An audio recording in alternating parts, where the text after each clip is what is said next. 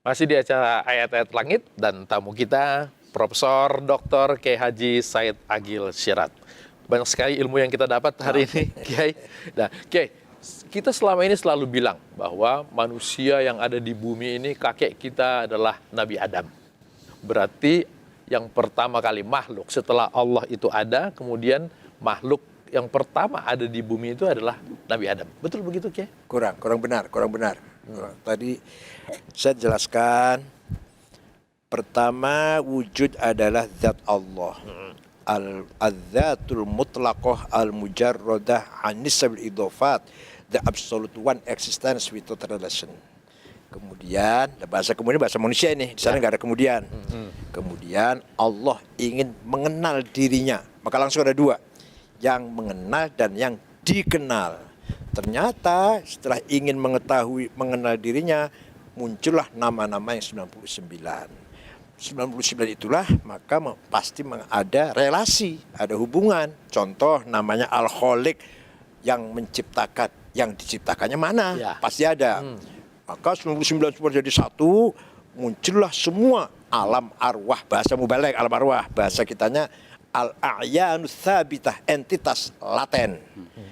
Selat tadi sudah mengatakan pengakuan adalah Tuhan adalah Allah. Bukankah aku Tuhanmu? Cuma jawab ya. Ketika itu belum ada yang menjawab Allah iya, itu Allah sendiri itu sebenarnya, tapi atas nama kita. Dari situ kemudian terjadi namanya at-tajalli syuhudi, manifestasi cerminan yang konkret. Muncullah pertama kali tajalli, pertama kali manifest Nur Muhammad atau The Logos.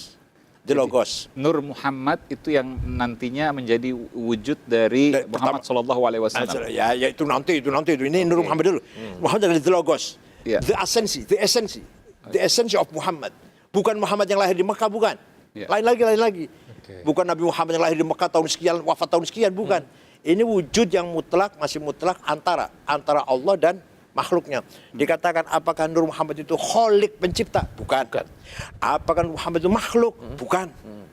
Itu antara khaliq dan makhluk. Nur Muhammad kalau saya simpulkan, yang diciptakan oleh Allah pertama kali itu bukan Nabi Adam alaihissalam, bukan, tapi Nur Muhammad. Bukan diciptakan, manifestasi.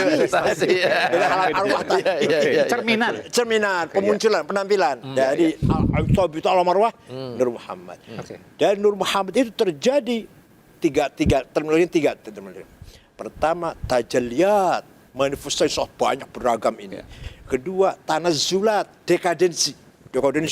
Yang ketiga ta'ayyunat, identifikasi. Jadilah alam semesta ini. Jadi begini Pak Kiai, kalau saya biasa di ilmu jurnalistik, segala sesuatu harus ada dasarnya. Hukum pun ada dasar hukum misalnya. Orang akan bertanya, apa yang disampaikan oleh Pak Kiai, adakah dalilnya? Misalnya gitu. Dan apa? Ya ada dong. Quran misalnya, bahwa misalnya disebutkan tadi ada bukan Nabi Adam yang cerminan pertama kali diciptakan oleh sebagainya. Wa ma khalaqnas samawati wal ardu illa bil haq. Saya ciptakan langit dan bumi dengan hak. Nah, hak itu apa? Nur Muhammad. Tidak sekali-kali saya ciptakan langit dan bumi kecuali dengan al-haq. Kecuali suatu yang namanya al-haq, itu apa? The Logos, kun fayakun. The Logos itu adalah kun fayakun. Jadilah maka jadi. Itu namanya The Logos atau Al-Haq itu Nur Muhammad. Nah, itu tafsir berarti ya. Nur Muhammad itu bukan bentuk manusia. Bukan. Wujud. Apakah boleh ditafsirkan yang Nur Muhammad itu sebagai ruh? Ruh sudah alam arwah tadi. Alam arwah. Ya, oke. Boleh. Ruh alam arwah. Pertama kali manifest, turun lah katakan, merosot lah, dekadensi ya, Nur Muhammad. Nah, dan Nur Muhammad itulah terjadi, dan Muhammad ini namanya The Logos, kun fayakun, jadilah tajalliyat, tanazzulat, ta'ayyunat, manifestasi, dekadensi, identifikasi, jadi alam semesta ini, termasuk kita. Jadi ayatnya sama, tafsirnya bisa beda-beda. Kalau diurut nih, kita at-tajalli dari Nur Muhammad. Nur Muhammad tajalli a'yanu tsabitah, entitas laten dari alam arwah. Entitas laten tajalli dari nama-nama Allah, Asmaul Husna. Asmaul Husna tajalli dari zat Allah. Oke. Menarik nih. Saya pengen tanya jadi Pak. Oke. Tadi nge-reverse kepada surat Al-A'raf 172 kalau nggak salah ya. Yang mana itu? Alastu bi rabbikum. Oh ya. Nah, Saya coba baca keseluruhan dari terjemahan surat Oke, Al-A'raf ini, oke. ayat 172.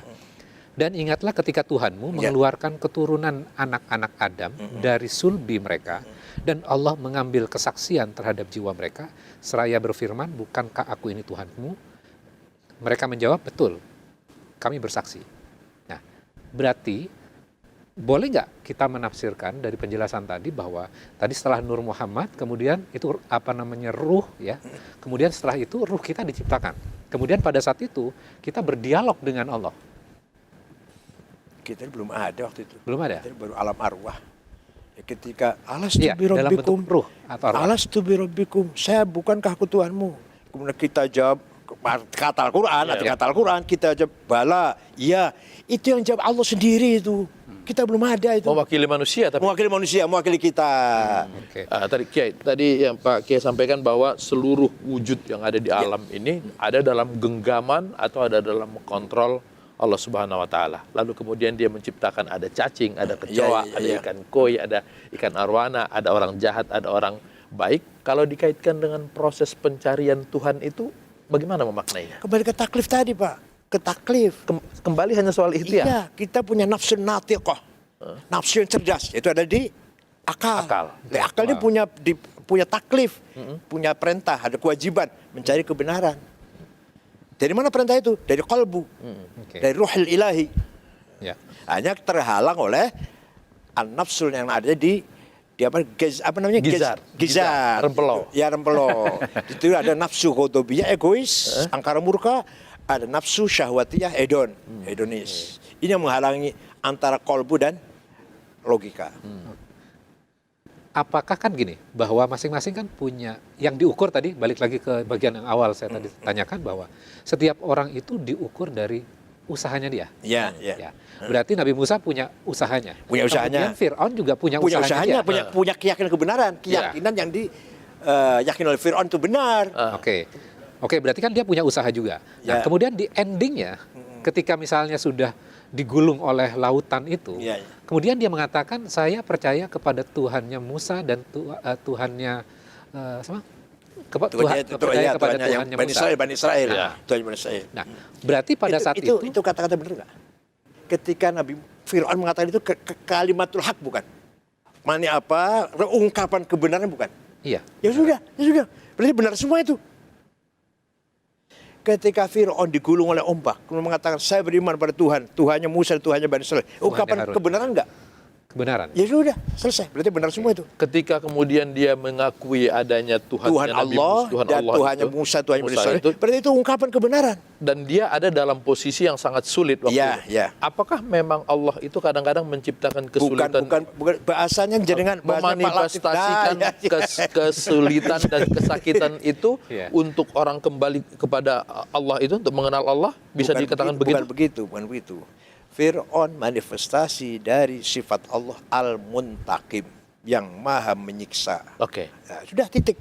Jadi Fir'aun harus ada. Nah, tapi ketika kemudian tadi sebagai seorang al-muntaqim dia ungkapan kebenaran. Ungkapannya benar nggak? Benar nggak mengatakan saya beriman itu benar nggak? Ya udah itu ungkapan kebenaran. Ya artinya kemudian dia menemukan Tuhan, ada proses menemukan Tuhan ketika kemudian Allah memberi dia kesakitan itu, kesusahan. Iya. Oke. Jadi kesakitan tetap ada. Kan al-muntaqim. Tapi kalau itu sebenarnya ini menjadi men-challenge logika saya. Kalau kemudian begitu, kan Tuhan dikatakan Maha Rahman, Maha Rahim, Maha Pengasih, Maha Penyayang. Kenapa Tuhan kemudian menciptakan manusia atau makhluknya untuk disiksa? Kan tidak. Itu bahasa menciptakan itu. Manifestasi. Ini yang real yang kemudian kita hadapi dari diskusi ini. Juga. Nama Tuhan Ad-Dhal Al-Muntaqim. Syadidul Batas. Nama itu maha yang menyiksa, yang siksaannya dahsyat, yang menyesatkan. Masa orang semua nggak ada yang disiksa? Masa nggak ada orang disiksa? Nanti vakum dong. Namanya nganggur, percuma ada nama ini. Kalau tidak ada Fir'aun, nggak ada siapa, Stalin, Lenin, Brezhnev, siapa lagi? Mussolini. Al-Jabbar mana? Itu pun baru pemunculan dari penampilan sedikit dari nama Jabbarnya Allah. Bukankah Jabbarnya Allah Wallah alam. Tsunami itu jabarnya Allah tuh. Iya. Itu manifestasi dan jabarnya Allah, tsunami di Aceh itu. Bahwa nantinya ketika misalnya manifestasinya itu kemudian diciptakan makhluk, Oke. ya. Ketika diciptakan makhluk, pasti nanti akan ada yang masuk ke dalam rahmannya, ada yang masuk ke dalam Al-Muttaqin. mutakinnya. Saya contohkan tadi, kita saja Ya. pagi-pagi jadi orang Rahman, Ya. Latif, Rohim, Karim, pagi-pagi Oke. jam 11 udah marah-marah, kadang atau nempeleng orang, melempeleng, Iya, caci maki, iya. sudah jabar itu, Iya, udah iya, jabar, udah syadubats itu. Oke. Nah, berarti setiap orang itu punya potensi di dalam dirinya. ya, oke. Kemudian dia berusaha, Iya, iya. untuk menuju rahmat juga bisa punya pilihan untuk menuju Ya. ke sini kan. Iya, iya. Berarti yang akan diukur kan itunya Pak Kiai. kan? Taklif namanya ya. Usahanya dia, Ya, ikhtiarnya usaha, dia. ya. Nah, orang gitu ya. Berarti kan itu punya choice untuk pilihan. Ya. Punya pilihan Mas Latif. Iya. Jadi dia bisa baik, Bisa buruk. bisa juga buruk. Bahasa baik buruk, bahasa agama. Bahasa hakikat nggak ada baik buruk. Sempurna, sempurna semuanya. Ya. Ya, apakah Namrud, Fir'aun, Abu Jahal bukan ciptaan Allah? Ciptaan Allah. Ya sudah, Ya. selesai. Berarti kan Selesai. bisa kembali juga. Cuma Bisa, dia bisa. memilih tidak kembali. Lah itu. Oke. Berarti ada yang tetap bersyukur, ada yang memilih tetap Kafir, tertutup. tertutup. Kufur tadi itu. Ya coba bayangkan, Abu Lahab sudah dinas tabat yada Abi Lahabi watab. Cilakalah Abu Lahab, sesla naron akan masuk neraka. Bok kapak-kapak kayak bahasa Jawa ini. Bok kapak-kapak kayak Tetap baik. tetap wae tabat ya bilah. Baik, oke. Berarti nyambung sama itu Mas Latif. Apa? Yang tadi di episode sebelumnya nih. Karena kan kita terus berdiskusi nih. Iya. Iya. Jadi inna hadainahu sabila imma syakira Wa wa imma imma kafura kafura. itu petunjuk pertama kali yang paling urgensi, yang paling fundamental itu akan memberikan petunjuk kepada Tuhan. Untuk menemukan Tuhan. Ya. Kemudian ada yang memilih untuk mensyukuri Syukuri, itu, ada yang tetap ada kufur. yang kufur. Ya. Ya, Ya, berarti terus, ya. manusia itu punya choice untuk memilih itu. Ya. begitu, Pak Kiai, ya. Oke. Itu pilihan manusia, bukan Allah yang kemudian mengatur supaya kamu tetap kufur. Manusia dulu, manusia pilihan. Tapi yang terjadi semuanya, hakikatnya semua. Semua karena Allah Ta'ala. Oke. Baik. Jadi istilahnya kayak aturan besarnya ya. Ya, sistem besarnya ya. Oke. Sistem dikendalikan oleh Allah. Ini saya mungkin pertanyaan yang tadi menyimpulkan semuanya. Kalau di hakikat itu tadi Kiai katakan itu adalah sempurna. Tapi di agama ada baik dan buruk. Artinya kalau orang memilih, udah salah pilih. Kalau hakikat aja deh. kalau etika ada benar ada salah. Etika, bahasa Betul. etika, benar salah. Ya udah saya milih hakikat aja, toh semuanya akan dikatakan sempurna. Fatalis itu. Fatalis. Nggak boleh itu ya? Nggak boleh. Nah, ini nggak penting, boleh. ini penting. Itu nggak paham, itu nggak paham. Iya, Itu ini yang penting. saya yang Itu Harus harus punya ikhtiar Harus punya ikhtiar ikhtiar untuk akan menuju mencari baik dan baik. buruk tadi. Ya tadi Agama. pagi-pagi punya semangat, Iya. tajalli Ya. dalam diri kita aziz, azim, semangat besar, Ya. mulia. Itu. Jadi Soal orang- nanti agak siangan dikit gagal itu lain lagi masalah. Jadi orang yang optimis itu adalah orang yang mensyukuri apa yang diberikan Betul, oleh Allah betul. Ta'ala. Oke.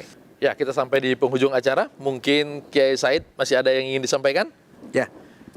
Terakhir, apa yang saya sampaikan tadi adalah penjelasan dari Syekhul Akbar, tokoh wali yang besar yaitu Ibnu Arabi. Adapun sebelum Ibnu Arabi, Imam Ghazali mengatakan demikian. Fakana maka mimma lastu adzkuruhu fadhunna khairan wala tas'al 'anil khabari. Apa yang saya lihat sungguh terjadi, tapi saya nggak bisa menceritakan. Fadhunna khairan, bersangka baik sajalah dengan apa yang saya sampaikan, tapi saya tidak bisa menceritakan apa yang saya lihat. Fala tas'al 'anil khabari, hakikat tidak bisa diceritakan. Seperti itu. Oke. Jadi Imam Ghazali mengatakan apa yang saya lihat yaitu sampai makom ma'rifat nggak bisa saya ceritakan. Oke. Terima kasih Pak Kiai, mudah-mudahan bermanfaat.